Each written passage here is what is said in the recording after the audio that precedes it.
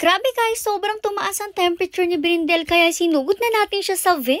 Konting recap muna tayo. Sa previous video nga itong si Brindel, nakita na lang natin na hindi nga makatayo. Tapos ibang-iba na nga siya ngayon kasi nga hindi na talaga siya halos gumagalaw sa pwesto niya. Indication nga lang yun na may something sa kanya, may nararamdaman siya kasi alam nyo naman itong si Brindel, sobra talaga yung pagkaliko. Literal nakita-kita talaga itong si Brindel na kapag nasa labas, pero ngayon tingnan yung itsura niya, nakababa lang yung tenga niya tapos sobrang lungkuyin siya. Sa previous video rin nga, chinek muna siya ni mother physically pero hindi ko na rin nga naipakita doon na tinemperature ni mother or chinek niya yung temperature nitong si Brindel. Tapos upon checking nga sa unang check niya, nasa 39.5 na nga agad yung temperature ni Brindel, which is napakataas rin talaga. Tapos pinasok na nga siya ni mother dito sa loob ng mansion hoping na bumaba yung temperature niya, pero grabe, sobrang taas pa rin niya. Kaya naman wala nang naging choice si mother kung hindi ipadalhin na nga si Brindel sa vet kasi kahit nga makapagpahinga siya, hindi rin bumababa yung temperature niya. Pero syempre, una pa lang plano naman na talaga natin na isugod sa vet itong si Brindel. Kinailangan din nga talaga natin muna na tingnan siya or i-observe siya for almost an hour at hayaan siya magpahinga muna. Bali dito nga kinakausap muna ni mother si Brindel at tinatanong nga niya kung ano daw ba yung nangyari kasi talagang biglaan nga ito. Syempre hindi naman makasagot si Brindel pero alam natin at kitang-kita natin sa kanya na may mali talaga sa kanya. Ito nga binuhat na nga nila si Brindel sa labas kasi nga syempre medyo nahihirapan na rin nga siyang maglakad-lakad. Bali dito nga habang nire-ready din nila si McQueen at pinubuhay at syempre pinalalamig yung loob, hinayaan nga muna nila na makapagpati si Brindel dito sa labas. Obvious na obvious rin naman na may mali sa kanya kasi tingnan nyo talagang zero to minimal yung movements niya. Tapos kung gagalaw man siya, super dahan-dahan lang talaga, which is very unusual para sa kanya kasi dati akala mo talaga si Flash siya sa sobrang bilis niyang gumalaw. Alam niya sa sobrang energetic niya, sa sobrang okay at sa sobrang healthy niya ay sobrang masayahin at sobrang liksi din niya. Ang sakit lang din talaga sa puso na makita yung fur baby niyo na ganito. Actually sa previous video nga natin tungkol sa kalagayan nitong si Brindel, agbasa talaga ako sa comment at nakita ko na marami din talaga sa inyo ang nalungkot sa kalagayan niya. Marami nga sa inyo nag-aalala tapos marami din talaga sa inyo ang nag-suggest na mga maaring nangyari sa kanya at meron nga dun mga nagsabi siguro nga daw dahil sa sobrang lamig sa mansyon. Pero kasi guys, kung sa sobrang lamig, dapat siguro sobrang lamig din ang katawan niya at may hypothermia na siya ngayon. Pero kasi guys, hindi ganun yung nangyari. Sobrang init pa nga ng katawan niya na kahit ilagay natin siya sa aircon, hindi talaga bumababa yung temperature niya at pataas rin ng pataas. Kahit nga kami, hindi namin talaga mawari kung anong nangyari kasi gaya nga ng sabi ko sa inyo, biglaan din talaga to. Alam niyo, isang gabi, pinalabas natin siya, okay na okay pa siya, sobrang liksi niya, nagpati siya sa labas, nakipaglaro siya kay Britney. Tapos the next day, nung umaga, pinalabas natin siya at ganyan na siya, hindi masyado makagalaw, sobrang hinhin at nagsuka pa. Anyways, let's go back to the video. Eto nga, papunta na sila sa vet nito at syempre dito natin sila dinala sa Raimundo J. Farm Veterinary Clinic. Tinulungan na nga tayo ni kuya dito para ibaba itong si Brindel tapos dalhin nga dito sa loob ng kanilang clinic. Basta kung magdadala nga kayo guys ng fur babies dito, kung kailangan nyo ng assistance pagbababa or pagdadala dito ng inyong mga fur babies, pwede talaga kayo magpatulong sa kanila since ang babait din talaga nila dito. Anyways, una nilang ginawa kay Brindel, chinek nga yung temperature niya at medyo mataas rin talaga. Physical check na rin nga siya ni Doc pero wala rin naman talagang mali sa kanya at mukhang wala rin namang masakit sa katawan niya kasi hindi naman siya nag-react. Para magkaalaman na nga, ayan, kinuhanan na rin nga nila ng dugo itong si Brindel tapos syempre tetest rin nga nila yan. Ito naman ay lumabas sa CBC niya, super konti lang din naman talaga ng complications, may mataas man, hindi naman super taas at kung may mababa, hindi rin naman sobrang baba talaga. Hanggang sa na-realize nga nila, baka nga daw ganito yung nangyari kay Brindel. Alam naman natin na kapag pinapavaccine na natin ang mga fur babies natin, palagi sinasabi sa atin na bawal silang ma-stress for 5 days,